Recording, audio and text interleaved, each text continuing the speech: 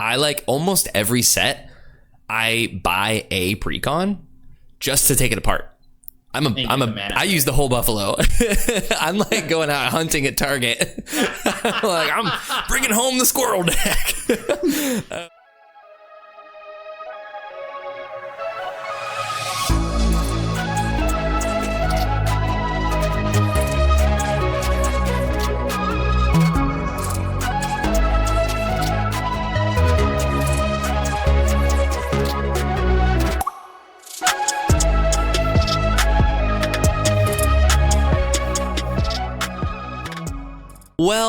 Well, ladies and gentlemen, it's time for another episode of the MTG Thoughtcast, brought to you by me, Joseph Rubino, and my brother over there on the other side of the screen, or in the other ear, potentially. That's John Kendall over there. John, how you doing, buddy? I can be in both ears at the same time. Hi there. That's John in stereo, ladies and gentlemen. Ooh, stereo mode. Oh, well, John, we have a bit of a fun one today. We don't have a release to talk about, so we're going to talk about one of my favorite things, which is how to build budget decks. Because I don't at least not a release that we're going to get our hands on anyway, but that's off exactly.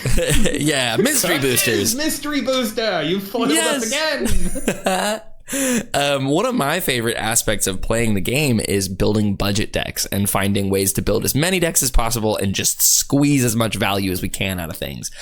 And part of that is just one of the biggest chores in building a commander deck, which is a budget mana base. This is kind of a highly anticipated topic from our Discord. I feel like we get asked about this a lot, like how do we build mana bases and things. So we're just going to give a definitive in the year 2024 AD, how do you build a budget mana base? So we're just going to go through each of the colors and color combinations and give some tips and tricks and insights on how to build a budget mana base. But before we do that, if you want to join in all of the discussion about today's episode, previous episodes, maybe get in on a standard brawl contest that we're running right now, you can jump down to our Discord. It's linked down below. It's totally free. We love hanging out with everybody there. And while you're down there, there's a series of buttons like likes, comments, and subscribes that the robots love. So if you just press all of those while you're down there, and join us along on this fun little journey that we call the MTG Thoughtcast. It's ever changing and ever evolving, like evolving wilds. John, do you want to start us off talking about some lands? Whoa! Give me like your principle. Like, do you have just kind of a general principle that you go through when you're working on a deck and you're like, I don't want to spend $300 on the mana base? Yeah, I mean, so like, it's very strange because when it comes to deck building and the requirements needed to actually like construct it from the ground up, obviously everything, and this applies to most formats really, but obviously as commander people, it can be a bit harder for us as far as talking about the mana base and stuff is concerned. But it's always a hurdle. It's definitely one of the big hurdles to jump through of becoming an excellent deck builder, is figuring out with the resources that you have and the deck you're trying to build, and especially it comes down to your colors. Like, we don't need to tell you that your mana-based problems or even just your mana in general doesn't necessarily become a concern anymore when you're in green, but there is stuff still to talk about though, regardless, because even if you are a green deck, you can still like fumble to get your way up to completely playing good things. You know what I mean? Green does not just instantly mean perfect mana. It means good mana, but it does not mean perfect. You're right. Yeah. And so, unless you're like mono green. Yeah. So learning to construct a mana base based on what you currently have, regardless of what your budget potentially is, it's a real starting hurdle to jump over to start becoming a better deck builder overall. Yeah. I guess something that I try to keep in mind, and this is something that I've been doing for the last year or two, and it's been really helpful for me, is just talking about like ratios of lands to play. Mm-hmm. I start every single deck with 37 lands. Like, no questions asked, no exceptions. When I'm building a deck, I start at 37 lands, and then I either add or lower from that based on what colors the deck are, what it's doing, but only after I've played it a few times and kind of realized what's happening here. And I've gone all the way down to, like, in my Delny, which is a mono white deck, I'm down to like 30 lands in that deck just because the curve is so low. But then there's other things that have like my Suspend deck that has a really high mana value that I'm now up to almost 40 lands in it. So I think the first thing to talk about is put the correct number of lands in your deck when you're building it. So my thing is I start at 37. Do you have a number that you start with, John? I'm a pretty flat ratios kind of guy. I tend to typically start around 35 because 35. Those nice like have all of your sequence have all your nice sequence of cards on the intervals or 5s of 0s or whatever, you know. Yeah, but then you have to find 64 cards to put in your deck. That's always my problem when it comes to deck building. When I do deck construction, I'm like how I typically tend to build my decks is I'm pulling from my collections of things that I've already got, like without using like internet resources beforehand. I would like pull a collection of things that I think would be a good fit into there and whittle my way down from there. So my problem when it comes to deck building is I always have too many and I have to work backwards. So that's why I like to try to start at things like 35. And I guess it still is also just kind of because I still like to try to include other like non-land specific things that help accelerate mana as well. Those are all still fundamental and important to any deck building that you do.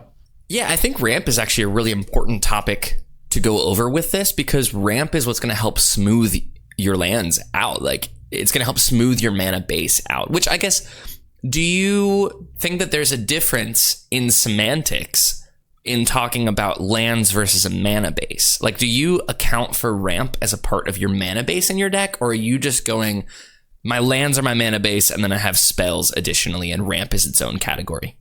Again, it's the hard answer to go with, really, because I really think it's deck dependent, really. Right. Like, if you are a green deck of some kind where your whole goal is to get as much mana as possible, then sure, you absolutely include things like your rocks and your dorks into your consideration factor of how much mana you can make. Yeah. Whereas something like, I guess the deck that I just assembled most recently, I guess would be Camball. Camball, I consider the ramp pieces in there its own selection outside of the lands for that deck, right? Because black and white is not incredible at accelerating extra lands. At least on a budget anyway, right? Definitely not on a budget. I know I could include things in there like Smothering Tithe, but that's, for most people, that's out of budget. Yeah, we're talking about like, I would like to spend $30 total on the entire mana base of the deck so that I can spend my money on fun spells rather than like, all right, well, here's this isolated chapel. Like, yeah, that's sort of, I guess, my mindset philosophy is like, if I want, like, here's the way I look at it is spells are still able to be cast. Doesn't matter how it's coming from, right? If you cast a Smothering Tithe off of basic lands, that is still going to be the same Smothering Tithe as if you had done that off of a Flooded Strand into a Sacred Foundry. 100%. Well, while we're on the topic of two-color decks, let's just dive straight into there, and then we can kind of work our way around to some different color combinations. Because I think two and three color decks are the most common for Commander decks. Oh, absolutely. I don't think that monocolor decks are as popular or as likely to be built because they're just a single color. Their monocolor is certainly doing things that are probably hyper specific that you kind of don't really care about how your mana base is constructed there. Like myself, I own 2 monocolored decks, and I would venture to say that of the mana that's in that deck, or talking about lands in this one, I refer to mana, I'm not necessarily talking about ramp. When I talk about lands, I'd say 90% of the lands in those decks are basic. Yeah, totally. You're playing like at least 27 to 30 basic lands. Mm-hmm. And then any other utility pieces that go alongside of those lands, they are specific to what those decks are trying to do. So like I'm thinking like my Sai, Master Thopterist deck. Mm-hmm. My utility pieces that are in there that are not blue are artifact or they care about artifact. Yeah, you have like Seed of the Synod in that deck. Mm-hmm. Exactly. Lear, Disciple of the Drowned, kind of the same thing. I actually have an abundance of basic island in there because Lear is a deck that plays those kind of like High Tide. Yes, like High Tide, High Tide, and Caged Sun and Gauntlet of Power and stuff like that. Do you have 2 mono blue decks? I do. Yeah, have I you not? Dirty dog. I know, but they do completely different things. Yeah, I appreciate that. Oh yeah, because you can't even play counter spells in Lear. I have one in there still though. Just for funsies. Just case an emergency. Yeah. For monocolored, actually, you have it pinned up right now. Myriad Landscape. Where are you at with Myriad Landscape in monocolor decks? I don't really put him much in monocolor decks anymore. At least I don't think so. I think it's just too slow anymore. It's super slow. I only include Myriad Landscape in non-green monocolored decks if I'm like really hurting for ramp, like with a high curve. So like I've got, again, Delny, like my curve is so low that playing a tapped land is actually like a really big factor in losing games with Delny. Yeah, taking almost a whole turn off, especially if you draw it super early. Totally. I have so many 1-drops in that deck that like I can almost keep a 1-lander with that deck if it taps for white. So having a tapped colorless land that later on is going to rampant growth me is bad. Also, please do not include Myriad Landscape in your 2-color decks. That is a mistake because it only finds basic lands of the same type. If you're going to do that, you want to like be able to actually fix your mana, not just ramp. So I'm a huge advocate of get those out of here. I do not like Myriad Landscape outside of those things. I'm even on the fence of like Evolving Wilds and Terramorphic Expanse in 2-color decks, unless you're doing a landfall strategy. Another quick note for Myriad Landscape: do not put it in colorless decks specifically. It won't. Myriad Landscape, unlike Evolving Wilds, cannot grab you. Grab wastes. Nope. So because it cares about basic land types, and Wastes does not have a basic land type. It's just basic land. Period. So, just in case anybody was thinking of being cheeky about trying something like that, it was like, oh, you're playing colorless, you can't play fetch lands. You can't play Myriad Landscape either. Sorry. Totally. I guess we can touch on colorless for a second too. Which I have built budget colorless decks before, and they're very fun. I had a Traxos Scourge of Krug deck for a while that was like colorless Voltron, and it was super fun. But I've still got sat right over there is the Kozilek deck that I have yet to play. Yeah, I would say for those decks, just go to your local game store and ask to see like the bins of commons and find things like Zalfirin Void and Shimmering Grotto that all tap for colorless but come in and like scry or come in and gain you life, or what's the fountain? What's it called? Radiant Fountain. It gains you 2 life. Radiant Fountain. Thanks, Oracle.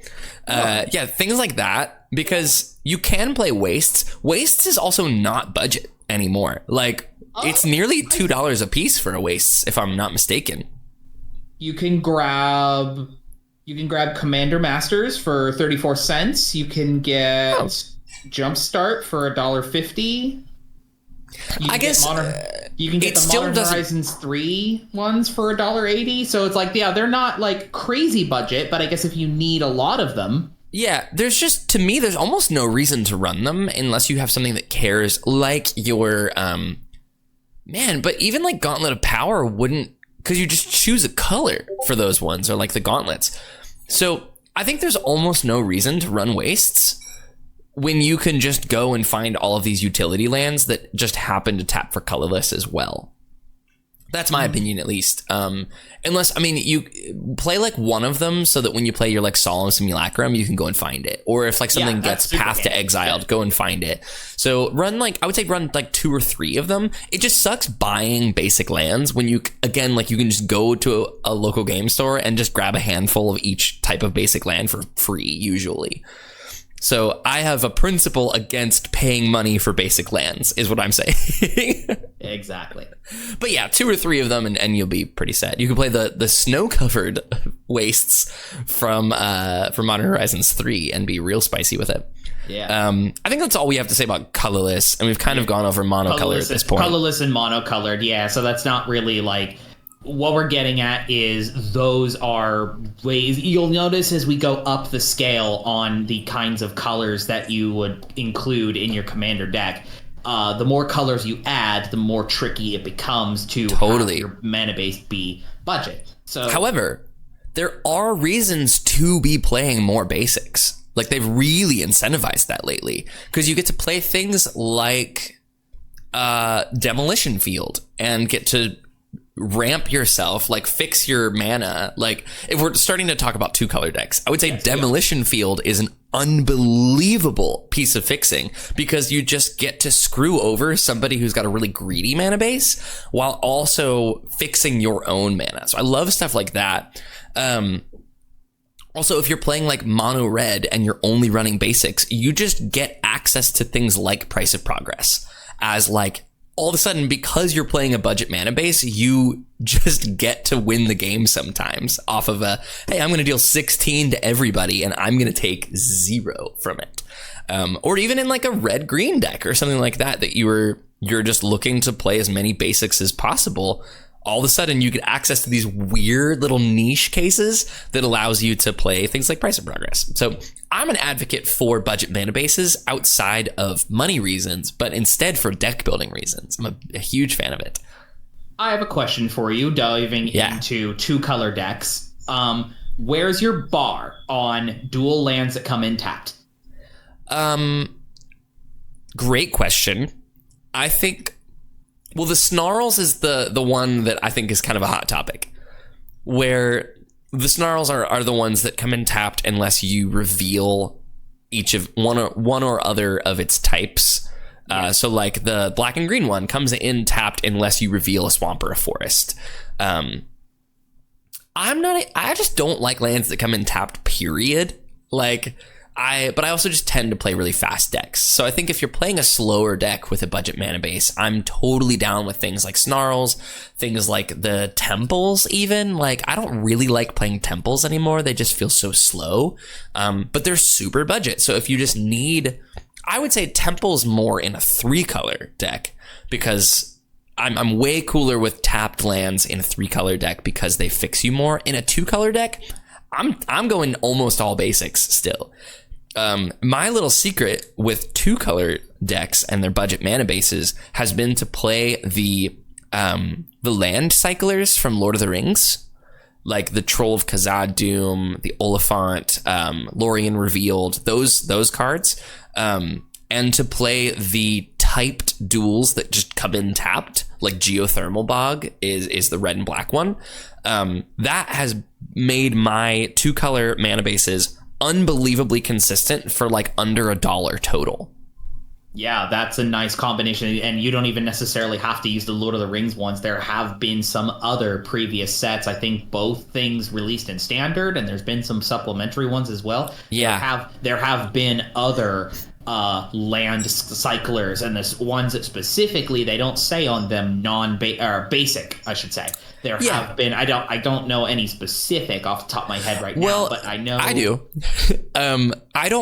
I don't mind playing them as long as they only cost 1 mana. That's my only thing, is I don't want to spend more than 1 mana to just trade it out for a different type.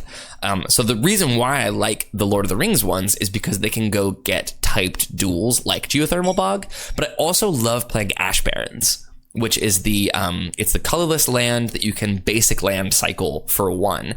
So the way basic land cycling works, or the way that like mountain cycling works on Oliphant, is you just pay the 1 and discard the card and then search your library for either a basic land in the case of Ash Barrens or a typed mountain in Oliphant's case. So Ash Barrens can only find basic lands, but it's going to fix you. It's going to get you exactly where you need to be.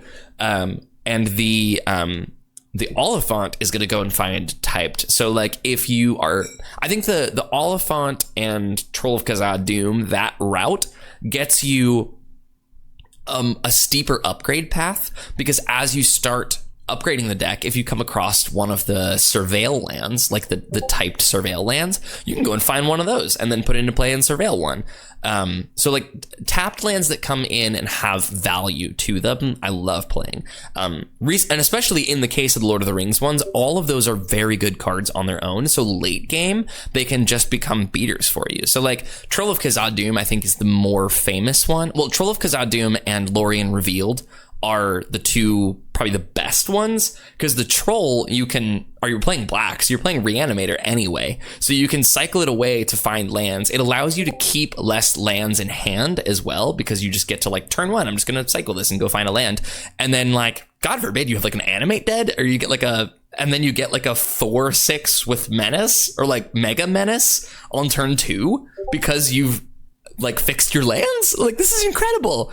And I recently just put the Lorien Revealed into my new Clement the Worrywart deck, and oh baby, it's so good. Being able to just draw 3 late in the game with it is unreal for something that I'm playing just to fix my mana. I'm starting to include those cards in almost every deck that I build, budget or not. Okay.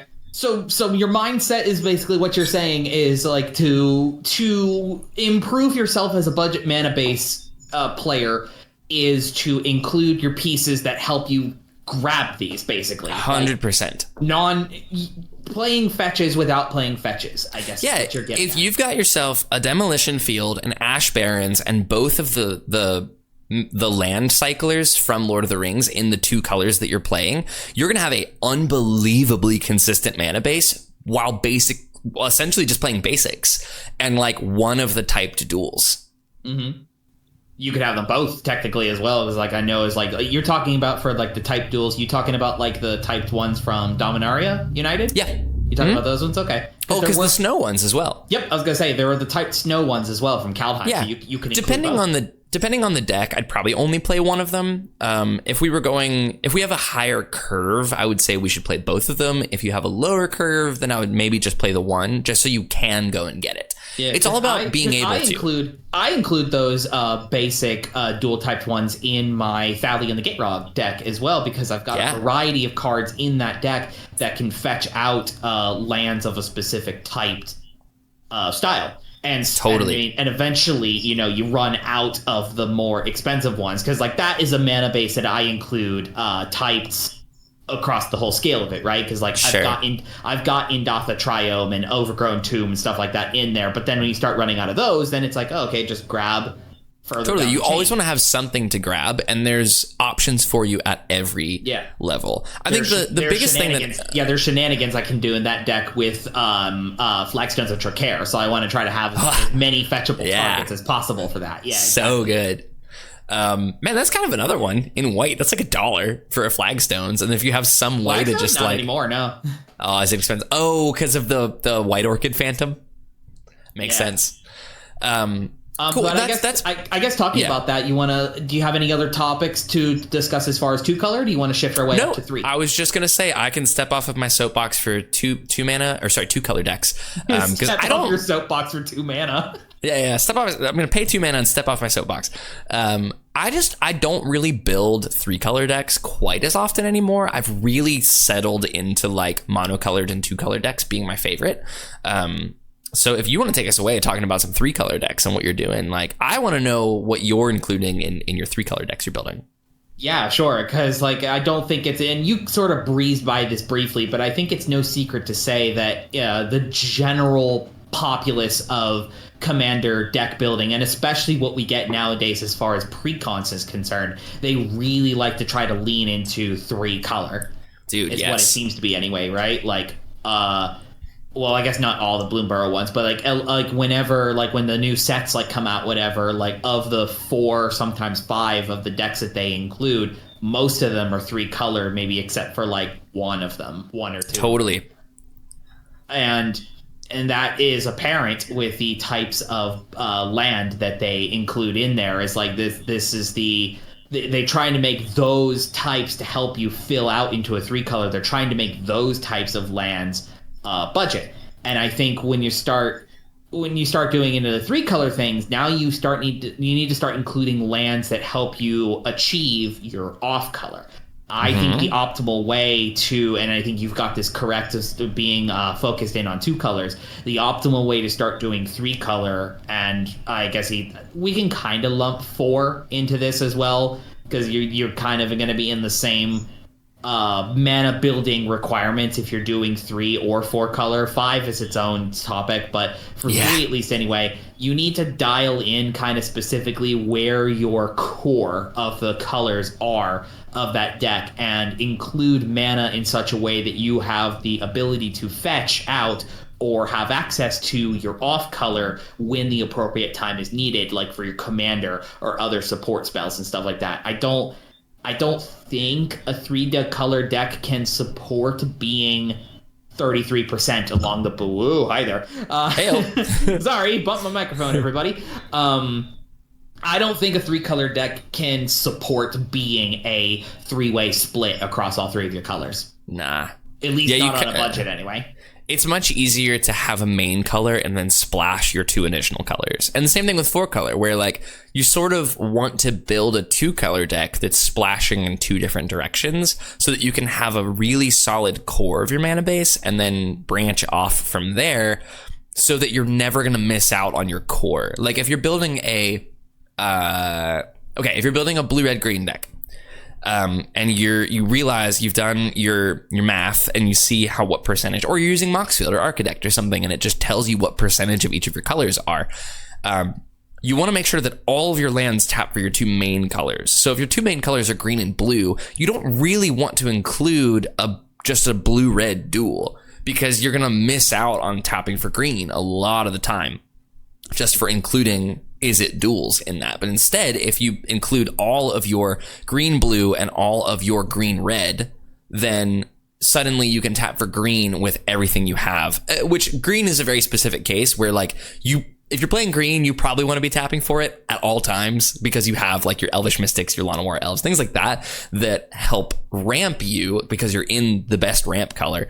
So green, very specifically, you probably want all of your lands to be able to tap for green. That's at least my principle for it. I don't know whether you're including like Izzet dual lands in a Timur deck like that, but...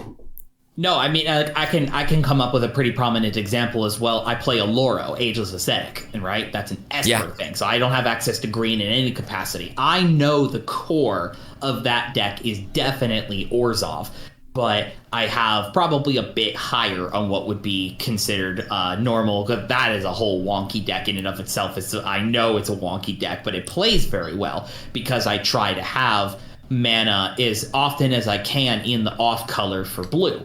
Totally. And so most of the dual lands and most of the fixing that I have in that deck, they support being a heavy black-white deck while giving me access to blue as I need it. Yeah. 3-color decks, you still have the tap lands that are tap for all 3 colors, like Frontier Bivouac, or I don't know why I'm so hyper-focused on Timur right now, but you've got like your tap lands for that.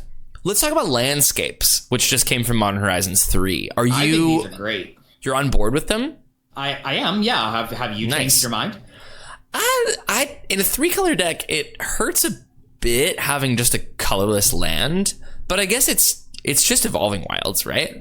Well, it's an Evolving Wilds that you can have it tap for colorless the turn it comes in. So, like, unlike an Evolving Wilds turns, like, if you've got a relevant turn 1 colorless play, which I guess is just Soul Ring, or something else like that. Skull Clamp, like, something like that. Yeah, Skull Clamp. Yeah, you could actually play something on your turn 1, and then, like, if you've got other lands in your hand ready to go and you don't necessarily need that mana, like, you can leave up that landscape and just have it be a colorless land until you are in need of that other color ready to go, or never at all. You know what I mean? Totally.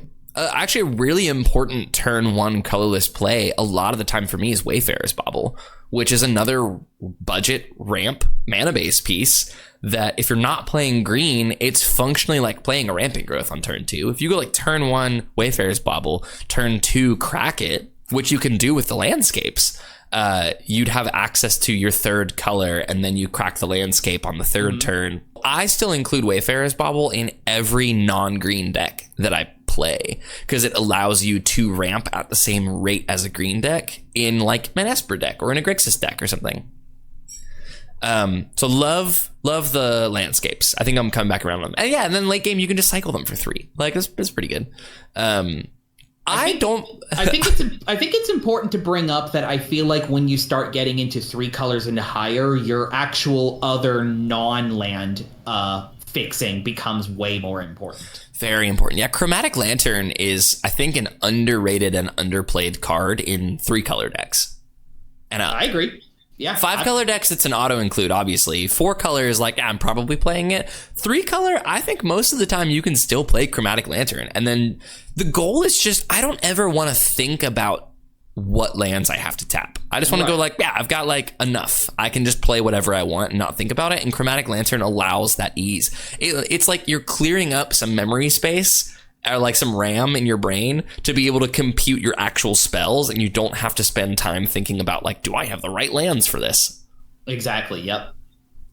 And then even outside of Chromatic Lantern, you know, your other like rocks and dorks at things at like 2 and 3 mana that help you generate the extra colors that you need off your off colors as well. Those are just as equally important as it is with your mana fixing. But building in the correct mana base to make sure that you can cast those assorted spells is equally as important to including them in your deck as well, which is like that's why like artifact rocks are so highly valued when playing your deck, you know?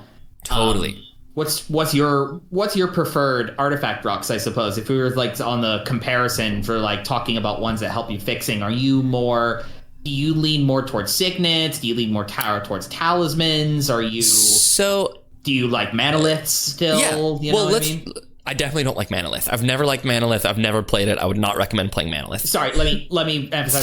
Three mana rocks. Manolith style cards. Yes. Yeah. Three manas that make a mana of any color. Sorry, I should preface that. Yeah, in certain cases. I think, okay, let's talk auto includes. This can kind of land the plane here on auto includes in any deck outside of monocolor. 2-color, 3-color, 4-color, 5-color. I'm including a command tower and an exotic orchard in every single deck.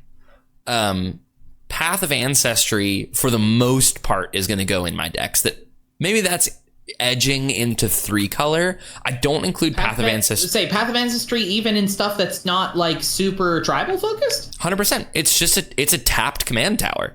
Okay. Are you not on board with this? No, I disagree with that completely. If you're like, what's the point of having it there if you're not utilizing, like, if you're not utilizing that scry function that's on there super often, what difference is it than just playing a Transguild Promenade? Well, Transguild Promenade, you have to pay a mana to keep it, right? Yeah, you do, yes, but then, like, that... My point still I'm getting is like, if you're not using Path of Ancestry Scry as often, then like why wouldn't you use other comes in tapped and then can be a Wooburg land? You know what I mean? My only thought with that is that it's a like in a Grixis deck, it's just another copy of Crumbling Necropolis, which I already want to play. One of those, I probably want to play 2 of them. And then the scry to me is incidental, where like you still get to scry whenever you cast your commander. Like, I think that's great. I love every once in a while you cast your commander, you just get a scry, and that's great.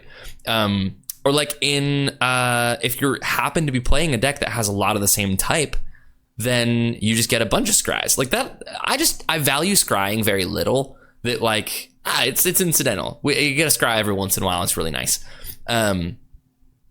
Yeah, I'm including it. I'm not including it in 2-color decks. I think there's enough things that come in untapped in a 2-color deck, like the filter lands, for example. Blood-soaked Peak or whatever the Scourge cycle is that then just got finished with Fallout. Like Viridescent Bog is one of the newer ones. They don't tap they're like the signets. They don't tap for mana on their own, but you can filter one of any color into it and it'll tap for both colors that it includes. I'm also still including all of the Ravnica bounce lands in my 2-color decks. I think they're dope, and you incidentally get some like landfall value off of it sometimes. The thing about the bounce lands that I love, and that I sometimes creep into with 3-color decks as well, is you get to keep less lands in your opening hand. So like you can keep a 2-lander that's going to get you to 3 mana, where you can't do that with just 2 basic lands. So auto includes for me, to recap, Command Tower, Exotic Orchard, which Exotic Orchard is almost always going to be a 5-color land, especially if somebody else has an Exotic Orchard on the field, though they bounce off of each other and can basically tap for 5 colors. So it's another command tower to me. It's pretty rare that Exotic Orchard doesn't tap for what you need it to. I'm including Path of Ancestry most of the time. I'm including the correctly typed filter lands, or the signet lands, I guess. Filter lands are different because those are the ones from Lorwyn, which if they're a hybrid, they take a hybrid in and change it into whatever. Totally, but they tap for colorless on their own, so they're actually really, really good. And like I think like the blue-green one is like $1, so I am including that one in my budget mana bases where they fit. So now we're up to like 5 or 6 non-basics, and then the rest I basically just play basic lands. I throw a Demolition Field in there, I throw an Ash Barrens in there, and then I include the Cyclers for 2 colors. And then I sort of just hone that down for 3 color decks, where it's like I'm going to include the tapped tri-land. I'm going to still include Ash Barrens most of the time. I don't like playing Evolving Wilds unless I'm playing a landfall strategy or something that can recur lands from the graveyard, like Tokasha. Like if I'm playing a Ramanap Excavator, then Evolving Wilds becomes fine, because then I can just keep finding basics and just get incidental value off of it. But even then, like you could just include like the do they have the ones from New Capenna? Do they even have like a common thread of the names? It's like Broker's Hideout and stuff like that. Yeah, I guess we could just call them the hideouts, I think, right? Yeah, they're like hideout lands. Like hideout lands, yeah. Like, I know you're referring to those ones and not the tramways or stuff like that, or like those other ones. You know what I'm talking about? The ones that are Evolving Wilds for 3 colors that immediately enters sacrifices, and you gain a life off of it. So again, those are nice. Incidental, gain life. And then like if you have anything in play like a Panharmonicon that enters and doubles, you get the double trigger on those. So those actually have like a higher ceiling to me than what I'm circling around saying is I don't think that it's worth playing Evolving Wilds anymore, basically, period. And I know that's a hot take, and I want to hear your response to that. No, I 100% agree.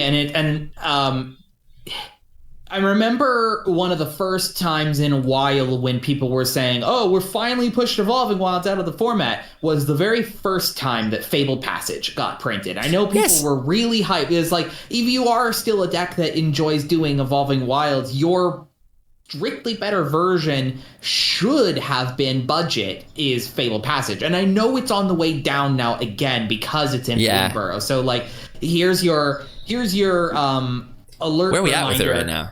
Yeah, here's your alert reminder right now that Fabled Passage has just come back in Bloomburrow. So if you are looking to start getting some cheap for your budget decks, if you are someone that is still using Evolving Wilds, go grab yourself Fabled Passage now, because it is, in the early game, it is just Evolving Wilds. And the Evolving Wilds' problem, if you were to draw it late in the game, is a land that you would go and get is still going to come in tapped regardless. At least with Fabled Passage, if you have to go get that basic land later in the game, past your 4th land, it will come in untapped. That's great.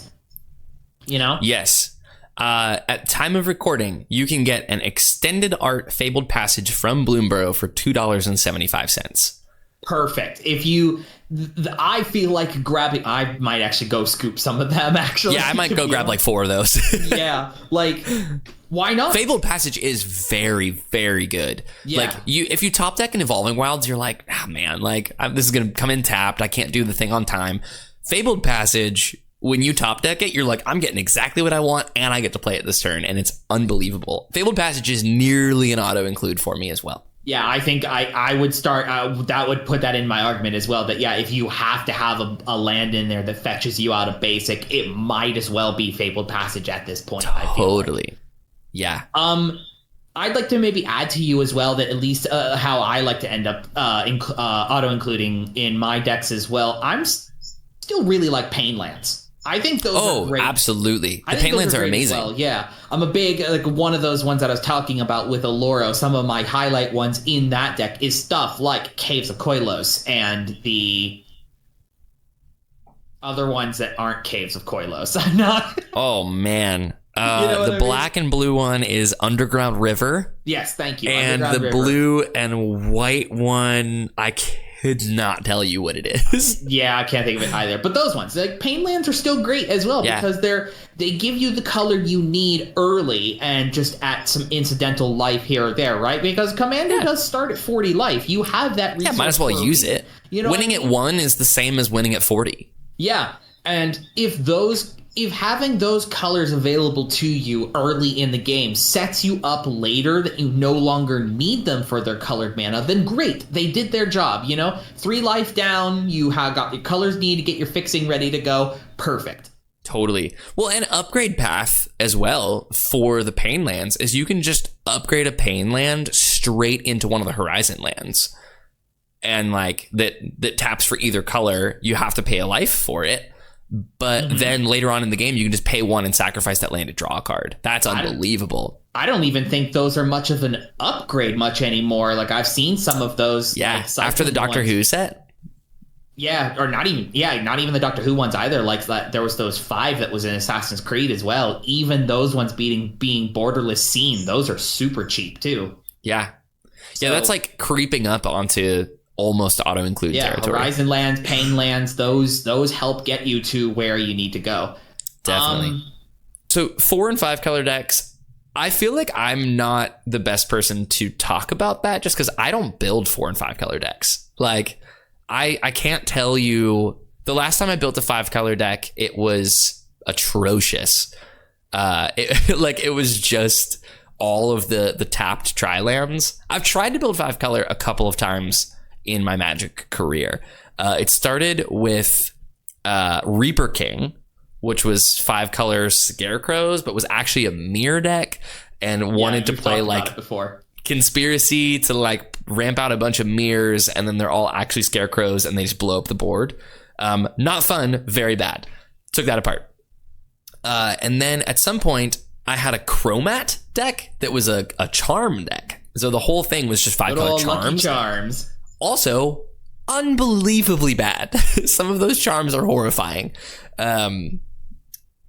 Very recently, I dove in on Omnath Locus of All, which was the most fun that I've had. It was Omnath Locus of All with a partner of Gigantha. So the restriction had to be that it was playing with cards that were 3 color or more, but they couldn't share a mana pip across any of them. So it was a lot of like Rebuild the City, I think is the card from Aftermath, that's like 3 and Jund color to like make 3 copies of a land. They're all 4/4s. So it's stuff like that. And that deck was really fun, but the thing you run into is, I don't want to spend $150 on my lands, so I'm now either going to be essentially starting the game at 20 life by playing all of the Pain lands and just doing it the whole time, or I'm starting the game a turn behind everybody else because all my lands come in tapped. So it's just really, really difficult to build a budget mana base for a 5 color deck, and I would assume similar for a 4 color deck. I've never once been interested in building a 4 color deck because I'd rather just play 5 color at that point. Do you think that being like on a budget when it comes to 5 color, do you think being a turn and a half slower than anybody else should be the standard requirement when playing 5 color? Because when you think about it, if you're playing a 5 color deck, you're now no longer going through the cutback restrictions of playing less colors, right? You're not worried about not including cards that can't fit within your color identity because you're playing all the colors. And I think that has to come with a drawback. Definitely. Yeah. And it's a huge drawback. And I think 99% of people who have... I was actually just talking about this with a buddy of mine about how the intro path of Magic is like, I'm going to like start playing this color and I love it. Why don't I just play all the colors? And then you build a 5 color deck and then you take it apart within the first year. Almost everybody has done it. It's intro to Magic, and then you decide to build a mill deck and take it apart, and then you decide to build a 5 color deck and then you take it apart. And that is the normal. Somewhere in there is slivers, and then now 100%. You're just the average Magic player. Right. There's a bell curve there that happens to almost everybody. But I don't personally find those decks fun. Like every time I played one, I'm like, I'm like slaughtering the table right now, or I'm doing exactly nothing. And I don't love being in either of those spaces. I don't love being the arch enemy, and I don't love being the guy who's just sympathy not getting hit. Like Either of those feel bad, and that's kind of where 5 color, especially budget 5 color, sits a lot of the time. Now, this is not talking about like you have a whole set of fetches and duels and shocks and things like that, like because then 4 and 5 color becomes very viable, and it's why it's one of the most prevalent strategies in something like CEDH, is because you've mitigated the downside of playing 4 and 5 color decks. It's nearly impossible to do budget 5 color, as evidenced when they printed the Painbow precon. And there was 4 lands in the entire deck that didn't come in tapped. And it was like, oh, this deck actually is unplayable. Completely unplayable, because you're literally, everyone else is starting on turn 1 and you're starting on turn 0. Like, very rough. It's such a shame that Ulalek precon also was completely priced out of people's budget to buy as well, because even trying to focus in on colorless, that mana base was even better than the Painbow one, you know? Well, the Ulalek mana base was so clever because it was a 5 color deck that cared about colorless. So you get to play all of the pain lands, but not have to tap them and pay a life every time. Because the pain lands are fine when you're in like 2 or 3 color decks. Even in a 3 color deck, I probably wouldn't include all 3 of them that you can use. I'll probably include the 2 that both tap for your main color and an additional one. In a 4 and a 5 color deck, when you start, if you've got 3 pain lands down and you're bolting yourself every turn to play your spells, like, you're gonna actually lose just to yourself a lot of the time. Jund to any cost. 100%. Yeah. Sometimes there's value to that. Or like if you're playing a life gain deck like Aloro, like you're probably playing all 3 because who cares? Because you're going to gain 2 life a turn. You can just offset that with pain lands. Aloro is strapped with all 3 pain lands, City of Brass, Mana Confluence. Yeah, and has it ever mattered? No. Like, exactly. I'm already the arch enemy when I play that deck. Who cares? Yeah. So I would say, to kind of wrap this up, because we're just past 45 minutes now, to wrap this up, if your concern in the game is budget, I would say stick with monocolor and 2 color decks. There's so many fun things that you can do in those color combinations now that we're 35 years into the game or whatever. And even in the last 10 years, they've really, really juiced up what a 2 color deck can do or what a monocolor deck can do. Man, I'm so sorry. I'm still getting over a cold. I apologize to any of the audio listeners that are just hearing me talk with like cotton balls shoved up my nose. Yeah, they've super juiced up what those monocolor and 2 color decks can do, especially with like sets like the original Eldraine that cared about monocolor and things like that. So it's been neat that they've been pushing the design space for people like me who like building decks a lot and don't like spending a ton of money on building decks. I can build a monocolor deck and feel great about it because I'm going to have play. Right. Yep. I totally agree. Like that, obviously they make sense that, you know, it's like as you include more colored spells and more colors in the deck as you build it, obviously your mana building challenges are going to get harder and harder as you go. So if you'd like to start learning how to become a better deck builder from the ground up with your mana base specifically, start building things that are at a lower color combination. And then if you want to try the challenge of like, hey, I've really seen this really cool new 3 color legend that came out in like Bloomburrow or a Thunder Junction or whatever, you know what I mean? Then you can start, and obviously this comes with a caveat as well of like, you know, you got to build up your collection of lands to even like have in here to begin with, right? So like go out of your way and try to look into a set and see like, oh, what kind of lands have been in here for like draft purposes, you know what I mean? Like a lot of standard sets now do include like casual cycles of cards to help fix mana when playing for like limited, so you can start grabbing some of them as well. Like the Dominaria United ones that we were talking about earlier, those are still standard legal right now. You know, I wouldn't wait for that set to rotate from standard before trying to grab them again, because those could start, being typed. I know the snow ones are starting to climb as well now that the Kaldheim's been out of standard for a while, so I wouldn't wait on those Dominaria United ones. I guess I got one last question then for you, Joseph. What would your consideration factor be for like nowadays with the selection of choice that we have available to us? Would you purchase precons for getting budget mana? 100%. I do it all the time.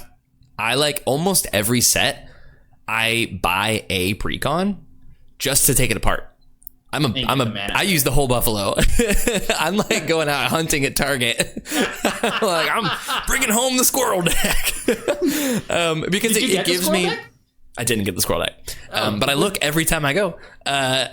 So I love pulling those apart for the budget mana that's in them.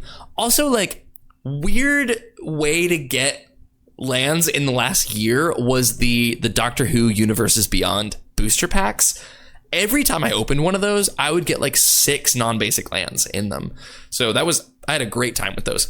But the precons for sure, especially the ones that they've been giving us, where the mana bases have been better than almost anything. You can never have too many soul rings. You can never have too many arcane signets. You can never have too many non-basic lands that come in tapped. Now, the first thing you have to do with all of those is get rid of the Temple of the False God that they continue to include in these. Temple of the False Gods and Myriad Landscapes. 100%. So you strip both of those out of the deck, and then all of a sudden you have a really functional mana base. Temple of the False God is I'm the biggest op for Temple of the False God. If Temple of the False God has no haters, I'm dead. That's it. I'm sure you'd be pleased to know that I am still a very much enjoyer of Temple of the False God, and I think I actually have it in like 5 of my decks. What are you doing? Take it out.